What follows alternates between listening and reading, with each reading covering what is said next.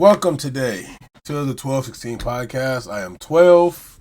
I'll be your host with the most today. I'm gonna start off right now first with just how we got introduced to Kuzan, aka Aokiji. Let's get into it. So Kuzan first appeared inside the Long Green Long Arm arc as an admiral known as Aokiji, and Aokiji is also known as the Blue Pheasant. He was 19 when he joined the Marines, and he stated from the very start that the Marines are not hold to any high standards to him, but he was a big fan of Garp just because of how Garp went by his own standards during the Marines, how Garp refused time after time orders. He doesn't want to get promoted because he doesn't want to take orders from celestial dragons. How Garp follows his own sense of justice through the Marines. And Aokiji took that with pride. So Kuzan's super laid back. You would think that he really didn't even care. He does have a high sense of justice though, but is willing to go against any order as long as it is for his sense of justice, similar to Garp. As we all know, Garp could have told on Roger that he had Ace, and whether one was that, Garp didn't. Garp chose to keep that a secret from the Marines so Ace could be born, because Ace doesn't have the crowns of his father on his hands. Like what his father did is what his father did. That's nothing to do with Ace. But you see again at age 27 that Kuzan became a vice admiral, and during this time frame that he did become the vice admiral, it was during the time of the genocide of the O'Hara scholars in the island of O'Hara. As we all know that O'Hara was being targeted to be wiped out because they were studying the void history, which ultimately led to the destruction of O'Hara. We all know who's from O'Hara. Nico Robin. Nico Robin became the youngest archaeologist, and from that point on moved forward to study more about how to read poneglyphs and all that stuff. So she was already a talented young woman going into it. And the world government didn't know about it too much, but right before they arrived, Jaguar de Saul, a vice admiral, part of the Marines, of course, and a very close friend to Kuzan, shows up to try to protect the island because Jaguar de Saul, when he believes in his own sense of justice as well. And because Saul believed inside his own sense of justice, that led to his ultimate demise. Once he got to the island, Saul, of course, met Robin and understood who her mother was and wanted to just protect her and taught her to laugh and just how to enjoy life. Once Saul arrived, we got to see Aokiji arrive as well. And once Aokiji arrived, he got to learn that Saul was doing this for his own sense of justice and beliefs, and ended up trying to protect the young woman, Nico Robin. Once that happened, we got to see Aokiji freezes Saul, which later on in the line can possibly, hopefully mean that Saul is alive still. Robin gets to escape. He tells her, just run. Remember to laugh. Daughter, she. Keep going. You want to live, and we want you to be free. Robin takes off. The world government shows up. They start bombing the island, of course. Aokiji shows up in front of Robin and starts talking to her a little bit and ends up giving her this really small boat in a pathway. So he shoots his ice off for miles and miles and miles beyond the sea, and tells her to just follow along this and just keep going and to live. Now, that became a big mistake because now we have only known survivor of O'Hara as a little girl named Nico Robin, which gave her the nickname Demon Child, because she went from village to village and where she was from. People pushed her out of the country because they didn't want to involve themselves with anything that's to O'Hara, because we just seen what happened to O'Hara getting destroyed because of the world government. We fast forward down the line, and Kuzan pops back up and sees that Nico Robin has joined the Straw Hat Pirates. This is later on after we've seen the fight between the Straw Hat crew and Crocodile. Kuzan tries to warn crew not to trust Robin and that she will only bring destruction their way. Once he states that, it snaps inside Luffy as you can't tell us what to do, basically going against the world government, of course, but Luffy being who he is and trying to protect the ones that he loves the most. So he goes after Aokiji, and him, Sanji, and Zoro all take off after them and get beat in an instant. I mean, it was in a blink of an eye.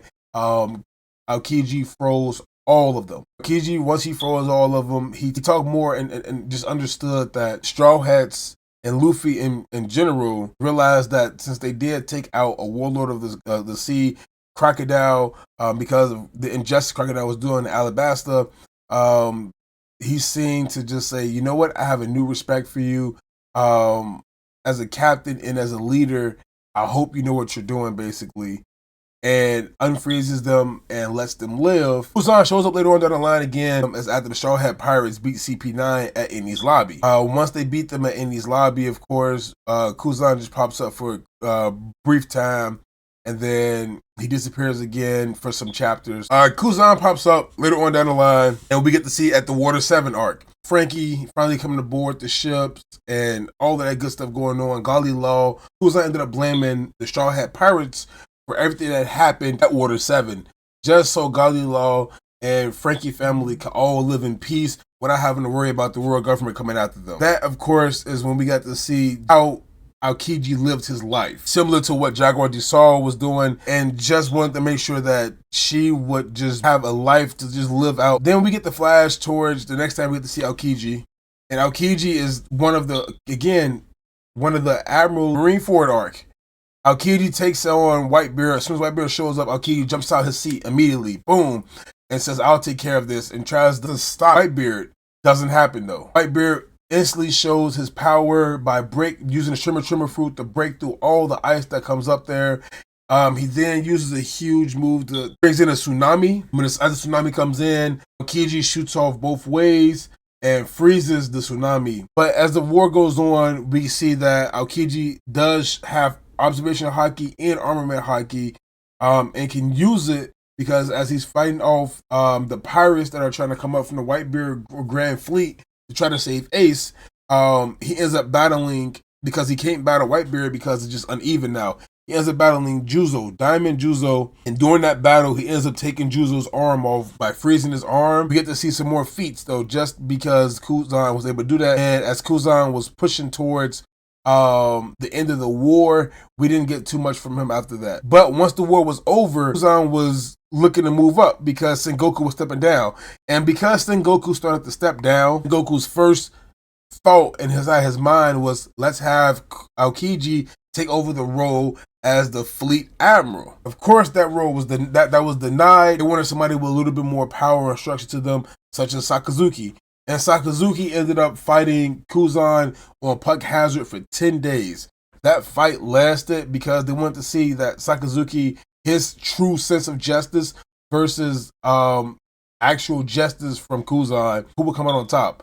So as they ended up fighting, they fought on Puck Hazard for 10 days and left the island in half magma, half ice, frozen over. Of course, Kuzan ends up losing, and inside of that battle that he did lose, he ended up losing his leg, which now he uses his ice powers, of course, to keep his leg, there. Once Kuzan did lose, he ended up resigning from the Marines. So Kuzan returned later on to the island of Punk Hazard 2 years later after the Straw Hats defeated Caesar Clown. And once they defeated Caesar Clown, Doflamingo stayed back to try to take on Smoker and G5 because Smoker and G5 were there as well, and Smoker let the Straw Hat Pirates escape with Law because the threat was more real. And of course, Smoker has a sense of justice that's equal to what Aokiji and what Garp sends to do for themselves.